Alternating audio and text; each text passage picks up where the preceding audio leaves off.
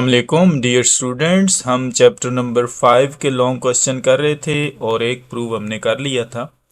और अभी हम दूसरा प्रूव कर रहे हैं जो कि बहुत इम्पोर्टेंट है। और ये प्रूव है जी I is equal to M K square, यानी हमने ये प्रूव करना है I is equal to M K square. Paper में सवाल इसी तरीके से आएगा, prove that I is equal to M K square.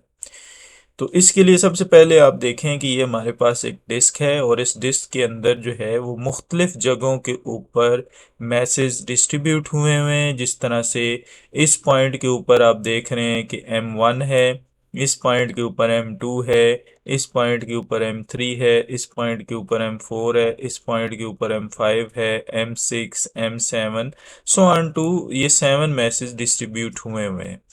तो और ये इसका एक्सिस है जिसके गिर्द इसकी रोटेशन हो रही है। ये जो ब्लैक सा आप देख रहे हैं लाइन, ये इस डिस्क का एक्सिस है जिसके गिर्द इसकी रोटेशन होगी और रोटेशन इसकी एंटी क्लॉकवाइज डायरेक्शन में हो रही है। इस डायरेक्शन में ये रोटेट कर रहा है। तो हर मैस का जो एक्सिस से फासला है वो भी होगा। जिस तरह से M1 मैस का फासला एक्सिस से R1 है, ये आप देख रहे हैं। ठीक है, इसी तरह से M2 का डिस्टेंस एक्सिस से R2 है, M3 का डिस्टेंस जो है वो R3 है एक्सिस से। इसी तरह M4 का जो डिस्टेंस है एक्सिस से वो R4 है। इसी तरह R5 और R6 और R7 हो जाएगा हमारे पास। तो यही सारी डिटेल इसमें लिखी हुई है। Consider a body made up of large number of small masses M1 M2 M3 so on to Mn तक। n कोई भी नंबर हो सकता है, ठीक है ना। ये n जो है, ये वाला जो n नीचे आप देख रहे हैं, ये n 1000 भी हो सकता है, ये n 1 करोड़ भी हो सकता है, कुछ भी हो सकता है। ठीक है। Having distance R1 R2 R3, तो इनका जो एक्सिस से डिस्टेंस होगा वो क्या होगा, R1 R2 R3 so on to Rn तक होगा from the axis of rotation. Then the moment of inertia of body about axis of rotation. तो हमने मोमेंट ऑफ इनर्शिया का क्या फार्मूला पढ़ा हुआ है, I is equal to M R square. हमने ये फार्मूला पढ़ा था मोमेंट ऑफ इनर्शिया का। ठीक है, तो हम अगर इन तमाम मैसेज के लिए मोमेंट ऑफ इनर्शिया का फार्मूला लिखेंगे तो क्या हो जाएगा, पहले वाले मैस के लिए moment of inertia M1 R1 square हो जाएगा, दूसरे वाले के लिए M2 R2 स्क्वायर हो जाएगा, तीसरी के लिए M3 R3 स्क्वायर हो जाएगा, सो ऑन टू। इन सब को अगर हम ऐड करेंगे तो टोटल रोटेशनल इनर्शिया या मोमेंट ऑफ इनर्शिया इस डिस्क का हमारे पास आ जाएगा। तो हम लिखेंगे I is equal to M1 R1 square plus M2 R2 square plus M3 R3 square so on to Mn Rn square. अगर इसको समेशन की फॉर्म में लिखेंगे तो कुछ इस तरीके से लिखेंगे कि हम समेशन का साइन डालेंगे, ठीक है, और उसके बाद M R स्क्वायर लिख देंगे। अब समेशन में क्या होता है कि जो निचली लिमिट होती है वो नीचे लिखते हैं, यानी कि जो I स्टार्ट हो रहा है यहाँ पे हम I लिख देते हैं।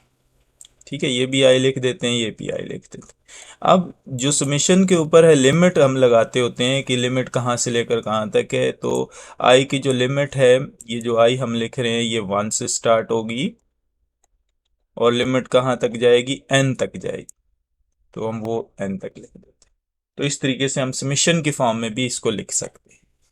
ठीक है जी। So the movement of inertia of a body is equal to product of the mass and square of the distance from the axis of rotation. ये हमें पता है। तो हम ये सपोज करेंगे कि ये जो तमाम मैसेज हैं जो डिस्ट्रीब्यूट हुए हैं इस डिस्क के ऊपर, ये एक जैसे हैं। इसका मतलब है M1 M2 के बराबर है, M2 M3 के बराबर है, इसी तरह सो ऑन टू ये सारे Mn, ये सारे मैसेज बराबर है। तो हम इनको लिख सकते हैं M1 M2 M3 so on to Mn को की जगह पे हम सिर्फ M लिख सकते हैं। क्यों लिख सकते हैं, क्योंकि तमाम मैसेज को हमने कंसिडर कर लिया है कि वो एक जैसे हैं।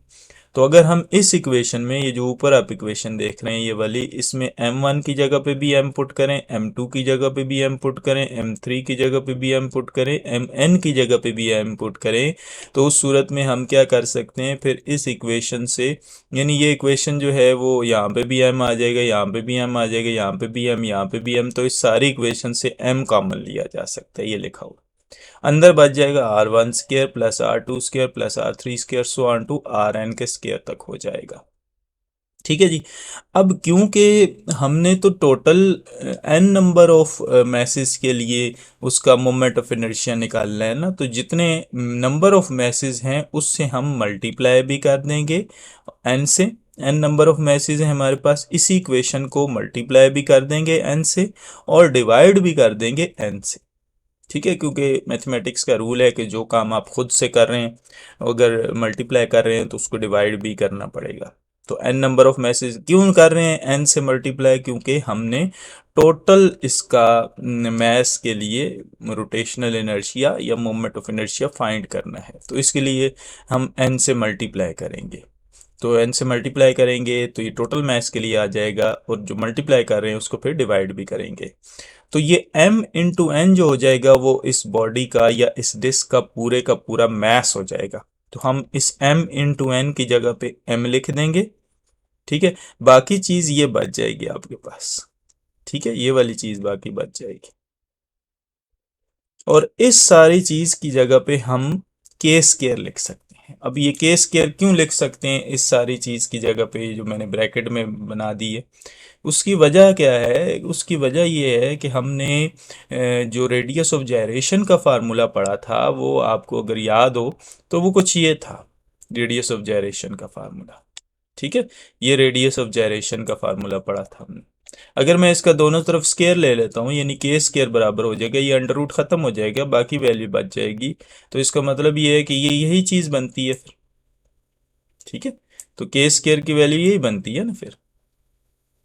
इस तरफ जब ख़त्म हो जाएगा अंडर रूट और दूसरी तरफ के स्केयर बच जाएगी, तो के स्केयर इज इक्वल टू ये वैल्यू।